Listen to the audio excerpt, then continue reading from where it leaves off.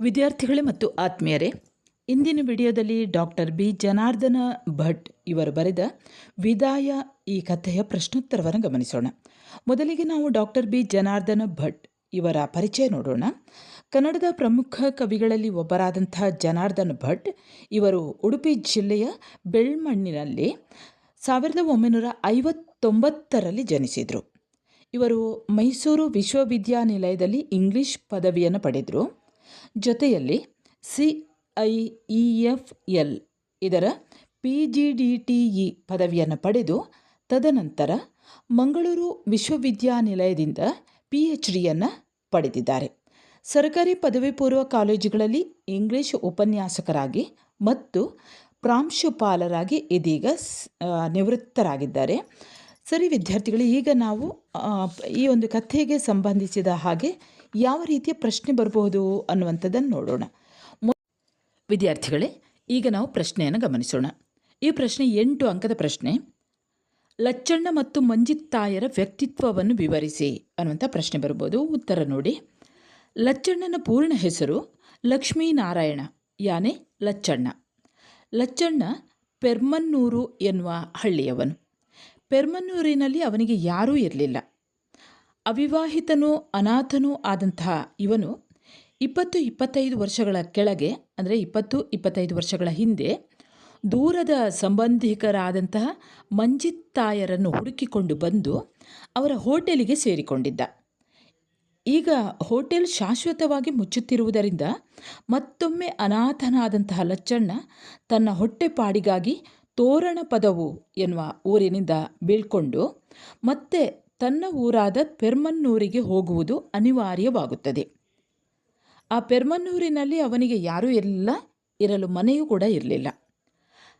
ಲಚ್ಚಣ್ಣನ ಒಂದು ವಿಶೇಷತೆ ಎಂದರೆ ಪತ್ರಿಕೆಯಲ್ಲಿ ತನಗೆ ಇಷ್ಟವಾದ ಲೇಖನವನ್ನು ಓದಿ ಕೇಳುಗರನ್ನು ರಂಜಿಸುವಂಥದ್ದು. ಪತ್ರಿಕೆಯಲ್ಲಿ ತನಗೆ ಇಷ್ಟವಾದ ಲೇಖನ ಕಾಣಿಸಿದರೆ ಆ ಪತ್ರಿಕೆಯನ್ನು ಸಂಗ್ರಹಿಸುವ ಅಭ್ಯಾಸ ಕೂಡ ಅವನಿಗಿತ್ತು. ಲಚ್ಚಣ್ಣ ಪ್ರತಿದಿನ ಪೇಪರನ್ನು ಹಿಡಿದುಕೊಂಡು ಅಣಕು ಗಂಭೀರ ಮುಖಭಾವ ಭಾವಗಳಿಂದ ಗಟ್ಟಿಯಾಗಿ ವಾರ್ತೆಗಳನ್ನು ಓದುವ ಕಾರ್ಯಕ್ರಮ ತೋರಣ ಪದವಿನಲ್ಲಿ ಎಷ್ಟು ಪ್ರಸಿದ್ಧವಾಗಿತ್ತು ಎಂದರೆ ಅದನ್ನು ಕೇಳಲೆಂದೇ ನಿತ್ಯ ಅವನು ಪೇಪರ್ ಓದುವ ಗಳಿಗೆಗಾಗಿ ಕೆಲವರು ಕಾಯುತ್ತಿದ್ದದ್ದು ಉಂಟು. ಊರಿನ ಶಾಲೆಯ ಹೆಡ್ ಮಾಸ್ಟರಾದ ರಾಮಚಂದ್ರ ರಾಯರು ಅವನ ಪ್ರತಿಭೆಗೆ ಬೆರಗಾಗಿ ಒಮ್ಮೆ ಶಾಲೆಯ ವಾರ್ಷಿಕೋತ್ಸವದಲ್ಲಿ ಅವನನ್ನು ಸನ್ಮಾನಿಸಿ ವಾರ್ತಾ ವಾಚನ ಚತುರ ಎಂಬ ಬಿರುದನ್ನು ನೀಡಿದ್ದರು. ಆ ಪೇಟೆಯಲ್ಲಿ ಜನ ಕಾಣಸಿಗುವುದೇ ಅಪರೂಪ. ಇಂತಹ ತೋರಣ ಪದವು ಪೇಟೆಯನ್ನು ಜೀವಂತವಾಗಿ ಇಡಲು 2 ದಶಕಗಳ ಕಾಲ ಇನ್ನಿಲ್ಲದಂತೆ ಲಚ್ಚಣ್ಣ ಪ್ರಯತ್ನಿಸಿದ್ದ. ಅವನ ಸ್ವರಭರ ಸಹಿತ ವಾರ್ತೆಗಳನ್ನು ರಂಜನೀಯವಾಗಿ ಒಪ್ಪಿಸುತ್ತಿದ್ದ ರೀತಿಯಿಂದಾಗಿ ಅವನೊಬ್ಬ ನಾಟಕ ಕಲಾವಿದನಾಗಬಹುದಿತ್ತು. ಆದರೆ ಪೋಲಿಯೋ ಪೀಡಿತ ಕಾಲು ಮತ್ತು ಸಾಧಾರಣ ರೂಪದ ಲಚ್ಚಣ್ಣನಿಗಾಗಿ ಪಾತ್ರ ಸೃಷ್ಟಿಸುವ ನಾಟಕಕಾರರು ಇರಲಿಲ್ಲ. ಹಾಗಾಗಿ ತನ್ನಷ್ಟಕ್ಕೆ ತಾನೇ ತನ್ನ ತಲೆಯನ್ನು ಅಭಿವ್ಯಕ್ತಿಗೊಳಿಸಲು ಅವನು ಕಂಡುಕೊಂಡಿದ್ದ ಮಾಧ್ಯಮವೇ ಈ ವಾರ್ತಾ ವಾಚನ. ಅದನ್ನು ಪ್ರತಿನಿತ್ಯ ಬೆಳಗ್ಗಿನ ನಿತ್ಯದ ಗಿರಾಕಿಗಳ ಉಪಹಾರವೆಲ್ಲ ಆದ ಮೇಲೆ ಸುಮಾರು 10 ಗಂಟೆಯಿಂದ 10:30-11 ಗಂಟೆಯವರೆಗೆ ಅವನು ನಡೆಸಿಕೊಡುತ್ತಿದ್ದ. ನಡುವೆ ಅಲೆಯಾಗಿ ಪಸರಿಸುತ್ತಿದ್ದ ಅವನ ನಗು ಎಲ್ಲವೂ ಆ ಸಣ್ಣ ಪೇಟೆಯಲ್ಲಿ ಲವಲವಿಕೆ ಮೂಡಿಸುವಂತಿರುತ್ತಿದ್ದವು. ಈ ಲಚ್ಚಣ್ಣನಿಂದಾಗಿ ತಮ್ಮ ಹೋಟೆಲಿಗೆ ಒಂದು ಆಕರ್ಷಣೆ ಇದೆ ಎಂದು ಮಂಜಿತ್ತಾಯರಿಗೆ ಗೊತ್ತಿತ್ತು. ಅಲ್ಲದೆ ಲಚ್ಚಣ್ಣನು ದೇವಿಪ್ರಸಾದ ಹೋಟೆಲ್ನಲ್ಲಿ ಬೆಳಿಗ್ಗೆ ಇಡ್ಲಿ, ಅವಲಕ್ಕಿ, ಸಜ್ಜಿಗೆ ಮತ್ತು ಸಂಜೆ ದೋಸೆ ಹಾಗೂ ಗೋಳಿ ಬಜೆಗಳನ್ನು ತಯಾರಿಸುವ ಅಡಿಗೆಯವನು, ಸಪ್ಲೈಯರನು, ಕ್ಲೀನರನೂ ಆಗಿ ಏಕಾಂಗಿಯಾಗಿ ಹೋಟೆಲನ್ನು ನಡೆಸುತ್ತಿದ್ದ. ಇಂತಹ ಲಚ್ಚಣ್ಣ ಈಗ ಪಟೇಲರು ಅಳಿಯ ಹೊಸ ಕಟ್ಟಡ ಕಟ್ಟಿಸುವ ನೆಪದಲ್ಲಿ ಹೋಟೆಲ್ ಬಿಡಿಸಿದಾಗ ತನ್ನ ಊರಿಗೆ ಹೋಗುವುದು ಅನಿವಾರ್ಯವಾಗುತ್ತದೆ.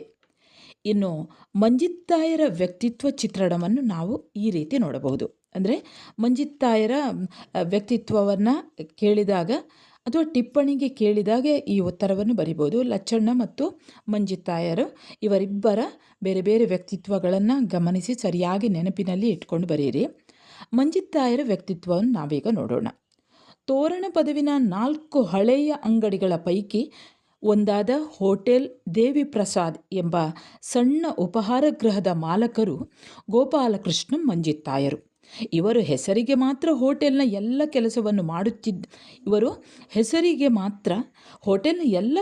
ಮಾಡುತ್ತಿದ್ದದ್ದು ಲಚ್ಚಣ್ಣ. ಹೀಗಾಗಿ ಮಂಜಿತ್ತಾಯರು ಲಚ್ಚಣ್ಣನಿಗೆ ಋಣಿಯಾಗಿದ್ದರು ಕೂಡ. ಮಂಜಿತ್ತಾಯರು ಹೋಟೆಲ್ನಲ್ಲಿ ಇರುತ್ತಿದ್ದು ಕಡಿಮೆ. ಹೋಟೆಲಿನ ಆದಾಯದಿಂದ ಸಂಸಾರ ನಡೆಸಲು ಸಾಧ್ಯವಿಲ್ಲ ಎಂದು ತಿಳಿದ ಅವರು ಬರೆಗುಡ್ಡೆ ಗುಂಡಣ್ಣನ ಅಡಿಗೆ ತಂಡದಲ್ಲಿ ಖಾಯಂ ಅಡಿಗೆಯವರೂ ಆಗಿದ್ದರು. ಹಾಗೆಯೇ ಮನೆಯ ಸುತ್ತ 4 ಗದ್ದೆಗಳ ಬೇಸಾಯವನ್ನು ಮಾಡಿಸುತ್ತಿದ್ದರು. ಇವೆಲ್ಲ ಆಗಿ ಬಿಡುವಿದ್ದಾಗ ಮಾತ್ರ ಅವರು ತಮ್ಮ ಹೋಟೆಲಿಗೆ ಬಂದು ಲಚ್ಚಣ್ಣನ ಸಹಾಯಕ್ಕೆ ನಿಲ್ಲುತ್ತಿದ್ದರು. ಮಂಜಿತ್ತಾಯರ ಹೋಟೆಲ್ ದೇವಿ ಪ್ರಸಾದ್ ಸ್ವಂತದ್ದಲ್ಲ, ಬಾಡಿಗೆಯದು. ಸುಬ್ಬಣ್ಣಯ್ಯ ಪಟೇಲರ ಆ ಕಟ್ಟೋಣದಲ್ಲಿ ಮಂಜಿತ್ತಾಯರು 30 ವರ್ಷ ಬಾಡಿಗೆ ಇದ್ದವರು. ಈಗ ಪಟೇಲರ ಆಸ್ತಿಯನ್ನು ಪಾಲು ಮಾಡಿದ್ದರಿಂದ ಮಂಜಿತ್ತಾಯರು ಆ ಕಟ್ಟೋಣವನ್ನು ಬಿಡಬೇಕಾಗಿ ಬಂದಿತ್ತು. ಇದ್ದಕ್ಕಿದ್ದಂತೆ ಹೋಟೆಲ್ ನಿಲ್ಲುವಂತಹ ಪ್ರಸಂಗ ಬಂದಾಗ ಮಂಜಿತ್ತಾಯರು ಚಿಂತೆಗೆ ಒಳಗಾಗುತ್ತಾರೆ. ಮಂಜಿತ್ತಾಯರು ಹೆಂಡತಿ ಸೀತಮ್ಮನ ಬಳಿ ತಮಗೆ ಒದಗಿದ ಆಪತ್ತನ್ನು ಹೇಳಿ, ಈ ಹೋಟೆಲ್ ಕೈ ತಪ್ಪಿದರೆ ನನ್ನ ಅವಸ್ಥೆ ಕೂಡ ಲಚ್ಚಣ್ಣನ ಹಾಗಾಗುತ್ತದೋ ಏನೋ ಎಂದು ಭಯ ವ್ಯಕ್ತಪಡಿಸುತ್ತಾರೆ. ಅಲ್ಲದೆ ಬೆಂಗಳೂರಿಗೆ ಹೋಗಿ ಕುತ್ಯಾರು ಉಡುಪರ ಹೋಟೆಲಿಗೆ ಸೇರಬೇಕೆಂದು ಯೋಚಿಸುತ್ತಿದ್ದುದನ್ನೂ ತಿಳಿಸುತ್ತಾರೆ. ಆದರೆ ಇದಕ್ಕೆ ಒಪ್ಪದ ಸೀತಮ್ಮ, ಇಲ್ಲಿ ಗದ್ದೆ ಬೇಸಾಯ ಮಾಡಿಸುವವರು ಯಾರು? ನನ್ನಿಂದ ಆದೀತ? ಇರುವುದು 4 ಗದ್ದೆಯೇ ಅಲ್ಲವೇ? 4 ತಿಂಗಳು ಊಟ ಮಾಡುವಷ್ಟು ಅಕ್ಕಿ ಸಿಗುವುದಕ್ಕೆ ಕೂಡ ಕಲ್ಲು ಹಾಕಿಕೊಳ್ಳುವುದಾ? ಅದೆಲ್ಲ ಬೇಡ. ಊರಲ್ಲಿಯೇ ಇದ್ದು ಆಚೆ ಈಚೆ ತಟಪಟ ಮಾಡಿದರೆ ಹೇಗಾದರೂ ಬದುಕಬಹುದು. ಅಷ್ಟರಲ್ಲಿ ಅವಿನಾಶ ಕಲಿತು ಕೆಲಸಕ್ಕೆ ಸೇರಿದರೆ ನಾವು ಗೆದ್ದ ಹಾಗೆ ಎಂದು ಧೈರ್ಯ ಹೇಳುತ್ತಾಳೆ. ಮಂಜಿತ್ತಾಯರು ಬಂದದ್ದು ಬರಲಿ ಎಂದು ಧೈರ್ಯವನ್ನು ತಾಳುತ್ತಾರೆ. ಇನ್ನು ವಿದ್ಯಾರ್ಥಿಗಳೇ, 2ನೇ ಪ್ರಶ್ನೆ ನೋಡಿ. ತೋರಣ ಪದವು ಊರಿನ ಜನರಲ್ಲಿ ಕಂಡುಬರುವ ಮಾನವೀಯ ಸಂಬಂಧಗಳನ್ನು ಲೇಖಕರು ಹೇಗೆ ವ್ಯಕ್ತಪಡಿಸಿದ್ದಾರೆ ವಿವರಿಸಿರಿ. ಉತ್ತರ ನೋಡಿ. ತೋರಣ ಪದವು ಊರಿನ ಜನರಲ್ಲಿ ಕಂಡುಬರುವ ಮಾನವೀಯ ಸಂಬಂಧಗಳನ್ನು ಲೇಖಕರು ಪರಿಣಾಮಕಾರಿಯಾಗಿ ವ್ಯಕ್ತಪಡಿಸಿದ್ದಾರೆ. ಲಚ್ಚಣ್ಣ ತೋರಣ ಪದವಿನಲ್ಲಿ ಬೀಳ್ಕೊಡುವ ಸಂದರ್ಭದಲ್ಲಿ, ಅಂದರೆ ವಿದಾಯ ಹೇಳುವ ಸಂದರ್ಭದಲ್ಲಿ, ಊರಿನ ಜನರ ಮಾನವೀಯ ಸಂಬಂಧಗಳು ವ್ಯಕ್ತವಾಗ್ತದೆ. ಸುಮಾರು 2 ದಶಕಗಳ ಕಾಲ ತೋರಣ ಪದವಿನಲ್ಲಿದ್ದು ಈಗ ಏಕಾಏಕಿ ತೋರಣ ಪದವನ್ನು ಲಚ್ಚಣ್ಣ ಬೀಳ್ಕೊಡುವುದು ಊರಿನ ಜನಕ್ಕೆ ಇಷ್ಟವಿರಲಿಲ್ಲ. ಆದರೆ ಮನಸ್ಸಿನಿಂದ ಬೀಳ್ಕೊಡುವುದು ಅನಿವಾರ್ಯವಾಗುತ್ತದೆ.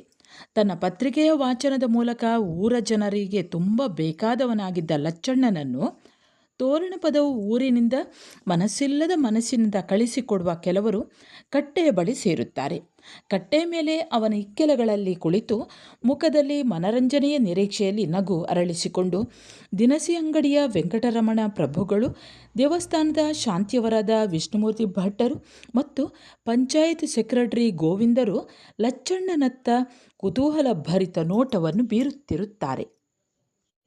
ದೇವಸ್ಥಾನದ ಡೋಲುಗಂಟೆಯ ಪಾರು, ಚಂದ್ರಪ್ಪಣ್ಣ, ಸಂಜೀವಣ್ಣ, ಹಳ್ಳಿಯ ಕೃಷಿಕರಾದ ತೋಮಸ ಪ್ರಭುಗಳು, ಮೆಟ್ಟಿ ಶೆಟ್ಟರು, ದಾದು ಪೂಜಾರಿಯವರು, ಸೀನಪ್ಪ ನಾಯ್ಕರು ಮತ್ತು ದೇವರಾಯರು ಲಚ್ಚಣ್ಣನ ಎದುರು ಪ್ರೇಕ್ಷಕರಂತೆ ನಿಂತುಕೊಳ್ಳುತ್ತಾರೆ. ಇದೊಂದು ವಿದಾಯ ಸಮಾರಂಭದಂತೆ ಕಾಣಿಸುತ್ತದೆ. ಹಿಂದೆ 10 ವರ್ಷಗಳ ಕೆಳಗೆ ಲಚ್ಚಣ್ಣನಿಗೆ ವಾರ್ತಾ ವಾಚನ ಚತುರ ಅನ್ನುವಂಥ ಬಿರುದನ್ನು ನೀಡುವಾಗ ಹೇಗೆ ಅವನನ್ನು ಪ್ಲಾಸ್ಟಿಕ್ ಕುರ್ಚಿಯಲ್ಲಿ ಕುಳ್ಳಿರಿಸಿ ಆಚೀಚೆ 4 ಮಂದಿ ಗಣ್ಯರು ನಿಂತುಕೊಂಡು ಅವನಿಗೆ ಹಾರ ಹಾಕಿ ಶಾಲು ಹೊದಿಸಿ ಹಣ್ಣು ಹಂಪಲು ತುಂಬಿದ ಸ್ಟೀಲ್ ತಟ್ಟೆಯನ್ನು ಅವನ ಕೈಯಲ್ಲಿರಿಸಿ ಜನ ಚಪ್ಪಾಳೆ ತಟ್ಟಿ ಸನ್ಮಾನಿಸಿದ್ದರೋ ಅದೇ ರೀತಿ ಇಂದಿನ ಸಮಾರಂಭವು ಕಾಣಿಸ್ತಾ ಇತ್ತು. ಅದರ ಜೊತೆಯಲ್ಲೇ ಈ ಗಣ್ಯರು ತನ್ನ ವಾರ್ತಾ ವಾಚನವನ್ನು ಕೊನೆಯ ಬಾರಿಗೆ ಕೇಳಬೇಕು ಎಂದು ತನ್ನ ಸುತ್ತ ಕುಳಿತಿರುವಾಗ ತಾನು ನಿರಾಕರಿಸಿದರೆ ಅವರಿಗೆ ಬೇಸರವಾದೀತು ಎಂದು ಲಚ್ಚಣ್ಣ ತನ್ನ ಕೈಯಲ್ಲಿ ಇರಿಸಿದ್ದ ಪತ್ರಿಕೆಯನ್ನು ತೆರೆದು ಓದಲು ಸಿದ್ಧನಾಗ್ತಾನೆ. ಆಗ ಅವನ ಸುತ್ತ ನೆರೆದಿದ್ದವರು ಉಲ್ಲಾಸದಿಂದ ಅದನ್ನು ಕೇಳಲು ಸಿದ್ಧರಾಗ್ತಾರೆ. ಲಚ್ಚಣ್ಣ ಪತ್ರಿಕೆಯನ್ನು ಸ್ವಲ್ಪ ಹೊತ್ತು ಮೌನವಾಗಿ ಓದಿ ಅದರಲ್ಲಿದ್ದ ಮುಖ್ಯ ಸಮಾಚಾರವನ್ನು ಗಂಭೀರವಾದ ಧ್ವನಿಯಲ್ಲಿ ಹೀಗೆಂದು ಓದಿದ. ಮೆಹತ್ ಮತ್ತು ಬಲ್ಯಾಯ ವಾಪಸಾತಿಗೆ ನಿರ್ಧಾರ. ವಿದೇಶದ ಮಂತ್ರಿ. ಗಾಂಧೀಜಿಯವರ ಕರೆಗೆ ಓಗೊಟ್ಟು ಕ್ವಿಟ್ ಇಂಡಿಯಾ ಚಳುವಳಿ ನಡೆಸಿರುವ ಉದ್ಯಮಿಗಳಾದ ಜಯಂತ್ ಮೆಹ್ತಾ ಮತ್ತು ಅಜೇಯ ಬಲ್ಯಾಯರನ್ನು ಸ್ವಾತಂತ್ರ್ಯ ಯೋಧರ ವಿನಿಮಯ ಯೋಜನೆಯಡಿಯಲ್ಲಿ ಭಾರತಕ್ಕೆ ಕಳುಹಿಸಿಕೊಡಲಾಗುವುದು ಎಂದು ವಿದೇಶ ಮಂತ್ರಿ ಥೆರೇಸಾ ಮೇ ಅವರು ಭರವಸೆ ಕೊಟ್ಟಿದ್ದಾರೆ. ಹೀಗೆ ಹಲವಾರು ವಾರ್ತೆಗಳನ್ನು ತಿರುಚಿ ಹಾಸ್ಯ ಹುಟ್ಟುವಂತೆಯೂ ವಿಷಯ ತಿಳಿಯುವಂತೆಯೂ ಓದುತ್ತಾನೆ. ಹಳ್ಳಿಗರಿಗೆ ಖುಷಿಯಾಗುತ್ತದೆ ಅಂತ ತುಳುವಿನ ಶಬ್ದಗಳನ್ನು ನಡುವೆ ಪ್ರಾಸಕ್ಕಾಗಿ ಅವನು ಬಳಸುವುದಿತ್ತು. ಹಾಗೆ ತುಳು ಶಬ್ದಗಳನ್ನು ಬಳಸಿದಾಗ ಎದುರಿಗಿದ್ದವರಿಂದ ಜೋರಾಗಿ ಕರತಾಡದಿಂದ ಪ್ರೋತ್ಸಾಹವೂ ಸಿಗ್ತದೆ. ಇದಾದ ಮೇಲೆ ಲಚ್ಚಣ್ಣ ಸುಮ್ಮನೆ ಕುಳಿತುಕೊಳ್ಳುತ್ತಾನೆ. ಗೋವಿಂದರು ವಾಚ್ ನೋಡಿಕೊಂಡು, ಬಸ್ಸು ಬರಲಿಕ್ಕೆ ಇನ್ನೂ 10 ಮಿನಿಟ್ ಉಂಟು ಲಚ್ಚಣ್ಣ, ಇನ್ನೊಂದು ವಾರ್ತೆ ಓದಿಬಿಡು ಎಂದು ಹೇಳುತ್ತಾರೆ. ಲಚ್ಚಣ್ಣ ತನ್ನ ಹತ್ತಿರದಲ್ಲಿದ್ದ ಇನ್ನೊಂದು ಪೇಪರ್ ತೆಗೆದು ಅದರಲ್ಲಿದ್ದ ಒಂದು ಲೇಖನವನ್ನು ಓದತೊಡಗುತ್ತಾನೆ. ಮಾಯವಾಗುತ್ತಿರುವ ಮಾನವೀಯ ಸಂಬಂಧಗಳು. ಈ ವಾಕ್ಯ ಅವನ ಸುತ್ತ ನೆರೆದಿದ್ದ ಯಾರ ಮೇಲೂ ಯಾವ ಪ್ರಭಾವವನ್ನು ಬೀರಲಿಲ್ಲ. ಲಚ್ಚಣ್ಣ ಅದನ್ನು ಲೇವಡಿ ಮಾಡುವ ಅಣಕು ವಾಕ್ಯವನ್ನು ಹೇಳುತ್ತಾನೆ ಎಂದು ಕಾದರೆ ಅವನು ಅಂಥದ್ದೇನನ್ನು ಹೇಳದೆ ನೇರವಾಗಿ ಆ ಲೇಖನವನ್ನು ಓದಲಾರಂಭಿಸಿದ. ನಾವು ಬದುಕುತ್ತಿರುವ ಈ ಕಾಲದಲ್ಲಿ ಸಂಬಂಧಗಳು, ಅದರಲ್ಲೂ ಮಾನವೀಯ ಸಂಬಂಧಗಳು ಅಂದರೆ ಏನು ಎಂದು ಮಕ್ಕಳಿಗೆ ಮಾತ್ರವಲ್ಲ ದೊಡ್ಡವರಿಗೂ ಕಲಿಸಿಕೊಡಬೇಕಾದಂಥ ಪ್ರಮೇಯ ಬಂದಿದೆ. ರಕ್ತ ಸಂಬಂಧಗಳು ಇರಲಿ, ಸಮಾಜದಲ್ಲಿ ನಮ್ಮ ಕಾರ್ಯವ್ಯಾಪ್ತಿಯ ನಿಮಿತ್ತದಿಂದ ಒದಗುವ ಸಂಬಂಧಗಳೇ ಇರಲಿ, ಎದುರಿನವನ ಭಾವನೆಗಳನ್ನು ಅರ್ಥ ಮಾಡಿಕೊಂಡು ಅದಕ್ಕೆ ಬೆಲೆ ಕೊಟ್ಟಾಗ ಮಾತ್ರ ಈ ಸಂಬಂಧಗಳು ಮಾನವೀಯ ಸಂಬಂಧಗಳಾಗುತ್ತದೆ ಎಂದು ಲಚ್ಚಣ್ಣ ಓದಿ ತಲೆ ಎತ್ತಿ ಉಳಿದವರ ಮುಖವನ್ನು ನೋಡಿದರೆ ಯಾರೋ ಆಸಕ್ತಿ ಇಲ್ಲದವರಂತೆ ಅತ್ತ ಇತ್ತ ನೋಡ್ತಾ ಇದ್ರು. ಇಂತಹ ಅರ್ಥಹೀನ ವಾಕ್ಯಗಳನ್ನು ಯಾರಾದರೂ ಬರೆಯುತ್ತಾರೆಯೇ ಎಂಬ ಭಾವವೇ ಅವರ ಮುಖಗಳಲ್ಲಿ ಎದ್ದು ಕಾಣಿಸ್ತಾ ಇತ್ತು. ಲೇವಡಿಯೇ ಅಭ್ಯಾಸವಾಗಿ ಹೋದ ಮನುಷ್ಯರಿಗೆ ಗಂಭೀರವಾದದ್ದು ಯಾವುದೂ ಅರ್ಥವಾಗುವುದಿಲ್ಲ. ತನಗೆ ಬಹಳವಾಗಿ ಹಿಡಿಸಿದ್ದ ಈ ಮಾತುಗಳು ಅವರ ಮೇಲೆ ಯಾವ ಪರಿಣಾಮವೂ ಬೀರಲಿಲ್ಲವಲ್ಲ ಎಂದು ಆಶ್ಚರ್ಯಪಟ್ಟುಕೊಂಡ ಲಚ್ಚಣ್ಣ ಮುಂದೆ ಓದದೆ ಪೇಪರನ್ನು ಮಡಚಿ ತನ್ನ ಚೀಲದೊಳಗೆ ಇಟ್ಟುಕೊಂಡ. ಪಂಚಾಯತ್ ಸೆಕ್ರೆಟರಿ ಗೋವಿಂದರು ಲಚ್ಚಣ್ಣನನ್ನು ಮುಂದಿನ ಠಿಕಾಣಿಯಲ್ಲಿಗೆ ಎಂದು ಕೇಳಿದರು. ಪೆರ್ಮನ್ನೂರಿಗೆ ಎಂದು ಲಚ್ಚಣ್ಣ ಹೇಳುತ್ತಾನೆ. ಅಲ್ಲಿಯೋ ಹೋಟೆಲ್ ಕೆಲಸವೇ ಅಲ್ವೇ ಎಂದು ಗೋವಿಂದರು ಕೇಳಿದ್ದಕ್ಕೆ ಅದೇ ಎಂದು ಕಾಣುತ್ತದೆ, ನನಗೆ ಬೇರೇನು ಬರುತ್ತದೆ ಎಂದು ಲಚ್ಚಣ್ಣ ಉತ್ತರಿಸ್ತಾನೆ. ನಾಟಕಕ್ಕೆ ಸೇರಬಹುದಿತ್ತಲ್ವಾ, ಒಳ್ಳೆಯ ಪ್ರತಿಭೆ ಇರುವ ಮನುಷ್ಯ ಮಾರಾಯ ನೀನು ಎಂದು ಗೋವಿಂದರು ಆತನನ್ನು ಹೊಗಳುತ್ತಾರೆ.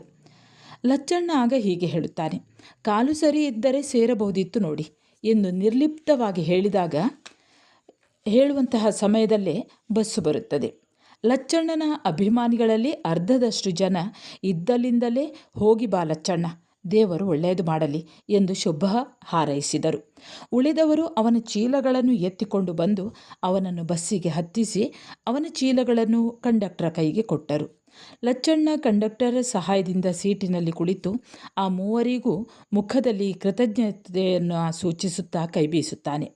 ನಂತರ ಪ್ರಭುಗಳ ಅಂಗಡಿ ಕಟ್ಟೆಯಲ್ಲಿ ಕುಳಿತು ತನ್ನನ್ನೇ ನೋಡುತ್ತಿದ್ದ ಮಂಜಿತ್ತಾಯರನ್ನು ನೋಡಿ ಅಲ್ಲಿಂದಲೇ ಕೈ ಮುಗಿಯುತ್ತಾನೆ.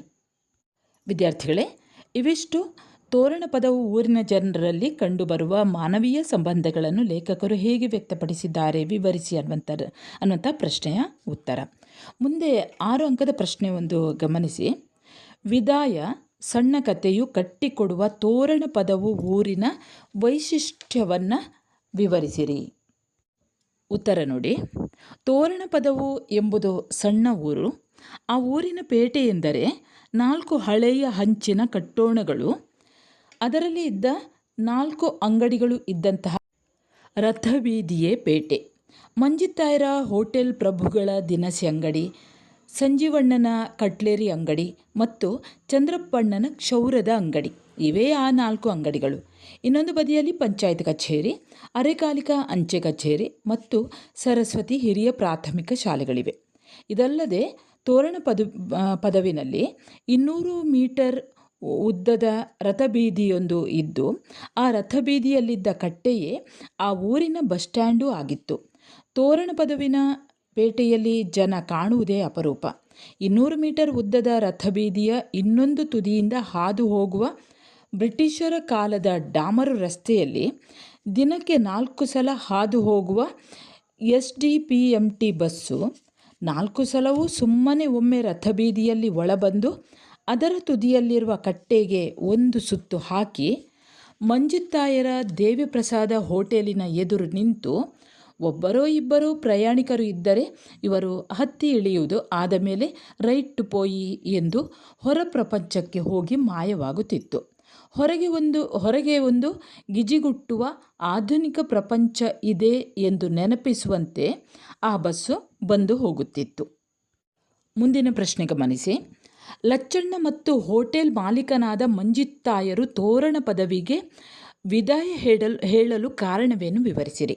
ಉತ್ತರ ನೋಡಿ. ಲಚ್ಚಣ್ಣ ಮತ್ತು ಹೋಟೆಲ್ ಮಾಲೀಕ ಮಂಜುತ್ತಾಯರು ತೋರಣ ಪದವಿಗೆ ವಿದಾಯ ಹೇಳಲು ಸುಬ್ಬಯ್ಯ ಪಟೇಲರ ಅಳಿಯ ರಾಕೇಶನ ವಿಚಾರಧಾರೆಯೇ ಕಾರಣ. ಸುಬ್ಬಯ್ಯ ಪಟೇಲರ ಆಸ್ತಿಯನ್ನು ಪಾಲು ಮಾಡಿದಾಗ ಅವರ ಮಗಳು ನಿವೇದಿತಳ ಪಾಲಿಗೆ ಪೇಟೆ ಬದಿಯ 10 ಎಕರೆ ಜಾಗ ಮತ್ತು ಈ ಕಟ್ಟೋಣಗಳು ಬಂದಿರುತ್ತವೆ. ನಿವೇದಿತಳ ಗಂಡ ರಾಕೇಶನ ಯೋಜನೆಯ ಪ್ರಕಾರ 20-30 ವರ್ಷಗಳ ಕಾಲ ಕೋರ್ಟ್ ಕಚೇರಿ ಎಂದು ಅಲೆಯಬೇಕಾಗುತ್ತದೆ. ಅದಕ್ಕಾಗಿ ಹೋಟೆಲ್ ಖಾಲಿ ಮಾಡುವಂತೆ ಮಂಜುತ್ತಾಯರಿಗೆ ಹೆಂಡತಿ ನಿವೇದಿತಾಳ ಮೂಲಕ ರಾಕೇಶ್ ಹೇಳಿಸುತ್ತಾನೆ. ಆದರೆ ರಾಕೇಶ್ ಮಂಜುತ್ತಾಯರಿಗೆ ಹೋಟೆಲ್ ಬಿಡಿಸಲು ಕೊಟ್ಟ ಕಾರಣವೇನೆಂದರೆ ಹೊಸ ಬಿಲ್ಡಿಂಗ್ ಕಟ್ಟಿಸಬೇಕಾಗಿದೆ ಎಂಬುದು. ಮಂಜುತ್ತಾಯರನ್ನು ಹೆದರಿಸಲು ಹಾಗೆ ಹೇಳಿದ್ದೇ ಹೊರತು ರಾಕೇಶನಿಗೆ ಕಟ್ಟಡವನ್ನು ಉರುಳಿಸುವ ಯೋಚನೆ ಇರಲಿಲ್ಲ. ಇನ್ನು ಟಿಪ್ಪಣಿ ವಿದ್ಯಾರ್ಥಿಗಳೇ, ವಿದಾಯ ಅನ್ನುವಂತಹ ಪ್ರಶ್ನೆ ಬರಬಹುದು. ಡಾಕ್ಟರ್ ಬಿ ಜನಾರ್ದನ ಭಟ್ ಇವರ ಕಥೆ ವಿದಾಯ ಇದೊಂದು ಬಹಳ ಪ್ರಾಮುಖ್ಯವಾದಂತಹ ಕಥೆ. ವ್ಯವಹಾರದ ಬುದ್ಧಿಯುಳ್ಳ ಮನುಷ್ಯ ಬದುಕಿನ ಅನಿಶ್ಚಿತತೆ ಹೊಯ್ದಾಟಗಳಿಗೆ ಹೇಗೆ ಕಾರಣವಾಗುತ್ತದೆ ಎಂಬುದನ್ನು ಈ ಕಥೆ ತುಂಬ ಪರಿಣಾಮಕಾರಿಯಾಗಿ ಪ್ರತಿಪಾದಿಸುತ್ತದೆ. ಇಲ್ಲಿ ಲಚ್ಚಣ್ಣ ಹಾಗೂ ಮಂಜುತ್ತಾಯರು ಊರಿಗೆ ವಿದಾಯ ಹೇಳಲು ರಾಕೇಶನ ವ್ಯವಹಾರ ಬುದ್ಧಿ ಪ್ರಬಲ ಕಾರಣವಾಗಿ ಇರುವುದನ್ನು ನಾವು ಗಮನಿಸಬಹುದು. 20-30 ವರ್ಷಗಳಿಂದ ಆ ಕಟ್ಟೋಣದಲ್ಲಿ ಇದ್ದವರು ಅವರನ್ನು ಬಿಡಲು ಹೇಳಿದಾಗ ಒಂದು ವೇಳೆ ಕೇಸು ಹಾಕಿದರೆ ಸುಮ್ಮನೆ 10-20 ವರ್ಷಗಳ ಕಾಲ ಕೋರ್ಟು ಕಚೇರಿ ಎಂದು ಅಲೆಯಬೇಕಾಗುತ್ತದೆ. ಅದಕ್ಕಾಗಿ ಮಂಜುತ್ತಾಯರಿಂದ ಹೋಟೆಲ್ ಖಾಲಿ ಮಾಡಿಸಿದರೆ ಯಾವ ಸಮಸ್ಯೆಯೂ ಇಲ್ಲ ಎಂಬ ರಾಕೇಶನ ವ್ಯವಹಾರ ಬುದ್ಧಿ ಲಚ್ಚಣ್ಣ ಹಾಗೂ ಮಂಜುತ್ತಾಯರ ವಿದಾಯಕ್ಕೆ ದಾರಿಯಾಗಿ ಪರಿಣಮಿಸುತ್ತದೆ. ಹೀಗೆ ಒಬ್ಬರ ವ್ಯವಹಾರ ಬುದ್ಧಿ ಇನ್ನೊಬ್ಬರ ಬದುಕಿನ ಅಸ್ತಿತ್ವವನ್ನೇ ಅಸ್ತವ್ಯಸ್ತಗೊಳಿಸುವುದನ್ನು ಈ ಕಥೆಯಲ್ಲಿ ನಾವು ಕಾಣಬಹುದು. ವಿದ್ಯಾರ್ಥಿಗಳೇ, ಇನ್ನು 1 ಅಂಕದ ಪ್ರಶ್ನೆ ಗಮನಿಸಿ. 1ನೆಯ ಪ್ರಶ್ನೆ, ವಿದಾಯ ಕಥೆಯ ಲೇಖಕರು ಯಾರು ಅಥವಾ ಕರ್ತೃ ಯಾರು ಅನ್ನುವಂಥ ಪ್ರಶ್ನೆ ಬರ್ಬೋದು. ಉತ್ತರ ಡಾಕ್ಟರ್ ಬಿ ಜನಾರ್ದನ ಭಟ್. 2ನೇ ಪ್ರಶ್ನೆ, ವಿದಾಯ ಕಥೆಯ ತಿರುಳು ಏನು ಅಥವಾ ಆಶಯವೇನು? ಉತ್ತರ ರಾಕೇಶನ ವ್ಯವಹಾರ ಬುದ್ಧಿ ಲಚ್ಚಣ್ಣ ಹಾಗೂ ಮಂಜುತ್ತಾಯರ ಬದುಕಿನ ಅಸ್ತಿತ್ವಕ್ಕೆ ಮಾರಕವಾಗಿ ಪರಿಣಮಿಸುವುದನ್ನು ಪ್ರತಿಪಾದಿಸುವುದೇ ಈ ಕಥೆಯ ಆಶಯ. 3ನೇ ಪ್ರಶ್ನೆ, ಹೋಟೆಲ್ ದೇವಿಪ್ರಸಾದ್ ಉಪಹಾರ ಗೃಹದ ಮಾಲಕರು ಯಾರು? ಉತ್ತರ ಮಂಜುತ್ತಾಯರು. 4ನೇ ಪ್ರಶ್ನೆ, ಮಂಜುತ್ತಾಯರ ಸಹಾಯಕ ಯಾರು? ಉತ್ತರ ಲಚ್ಚಣ್ಣ. 5ನೇ ಪ್ರಶ್ನೆ, ಲಚ್ಚಣ್ಣನ ಪೂರ್ಣ ಹೆಸರೇನು? ಉತ್ತರ ಲಕ್ಷ್ಮೀನಾರಾಯಣ. 6ನೇ ಪ್ರಶ್ನೆ, ಲಚ್ಚಣ್ಣನ ಊರು ಯಾವುದು? ಉತ್ತರ ಪೆರ್ಮನ್ನೂರು. 7ನೇ ಪ್ರಶ್ನೆ, ಲಚ್ಚಣ್ಣನ ವಿಶೇಷತೆ ಏನು? ಉತ್ತರ ಪತ್ರಿಕೆಯ ಲೇಖನವನ್ನು ರಸವತ್ತಾಗಿ ಓದಿ ಕೇಳುಗರನ್ನು ರಂಜಿಸುವುದೇ ಲಚ್ಚಣ್ಣನ ವಿಶೇಷತೆ. 8ನೇ ಪ್ರಶ್ನೆ, ಸುಬ್ಬಯ್ಯ ಪಟೇಲರ ಮಗಳು ಯಾರು? ಉತ್ತರ ನಿವೇದಿತ. 9ನೇ ಪ್ರಶ್ನೆ, ಸುಬ್ಬಯ್ಯ ಪಟೇಲರ ಅಳಿಯ ಯಾರು? ಉತ್ತರ ರಾಕೇಶ್. 10ನೇ ಪ್ರಶ್ನೆ, ಲಚ್ಚಣ್ಣ ಮಂಜುತ್ತಾಯರ ವಿದಾಯಕ್ಕೆ ಕಾರಣ ಯಾರು? ಉತ್ತರ ರಾಕೇಶ್. ಸರಿ ವಿದ್ಯಾರ್ಥಿಗಳೇ, ಇಲ್ಲಿಗೆ ಡಾಕ್ಟರ್ ಬಿ ಜನಾರ್ದನ ಭಟ್ ಇವರು ಬರೆದಂತಹ ವಿದಾಯ ಕಥೆ ಮುಕ್ತಾಯವಾಗ್ತದೆ. ಇದರ ಪ್ರಶ್ನೋತ್ತರಗಳು ಮುಕ್ತಾಯವಾಗ್ತದೆ. ವಿದ್ಯಾರ್ಥಿಗಳೇ, ಇದನ್ನು ಕೇಳ್ತಾ ಇರುವಂತಹ ನಿಮ್ಮಲ್ಲಿ ಕೆಲವರಿಗಾದರೂ ಉಪಯೋಗವಾಗಲಿ ಅನ್ನುವಂತಹ ದೃಷ್ಟಿಯಿಂದ ಈ ಪ್ರಶ್ನೋತ್ತರವನ್ನು ಹಾಕಿದ್ದೇನೆ. ಕಾರಣ ಕೆಲವೊಂದು ವಿದ್ಯಾರ್ಥಿಗಳಲ್ಲಿ ಟೆಕ್ಸ್ಟ್ ಬುಕ್ ಇರುವುದಿಲ್ಲ, ಅಥವಾ ಕೆಲವೊಮ್ಮೆ ಅವರಿಗೆ ಕಾರಣಾಂತರಗಳಿಂದ ಕಾಲೇಜಿಗೆ ಬರಲು ಸಾಧ್ಯವಾಗುವುದಿಲ್ಲ, ಅಥವಾ ಕೆಲವೊಮ್ಮೆ ವೃತ್ತಿಯಲ್ಲಿ ಇದ್ದುಕೊಂಡು ಶಿಕ್ಷಣವನ್ನು ಮುಂದುವರಿಸುವಂತಹ ವಿದ್ಯಾರ್ಥಿಗಳು ಕೂಡ ಇರ್ತಾರೆ. ಅಂಥವರಿಗೆ ಉಪಯೋಗವಾಗಲಿ ಅನ್ನುವಂತಹ ದೃಷ್ಟಿಯಿಂದ ಈ ವಿಡಿಯೋವನ್ನು ರಚಿಸಿದ್ದೇನೆ. ಸರಿ ವಿದ್ಯಾರ್ಥಿಗಳೇ, ಶುಭವಾಗಲಿ, ನಿಮ್ಮ ಪರೀಕ್ಷೆಗೆ ಶುಭವಾಗಲಿ. ಇನ್ನೊಂದು ಹೊಸ ವಿಷಯದೊಂದಿಗೆ ಮತ್ತೆ ಬರುತ್ತೇನೆ. ಅಲ್ಲಿಯವರೆಗೆ ನಮಸ್ಕಾರ.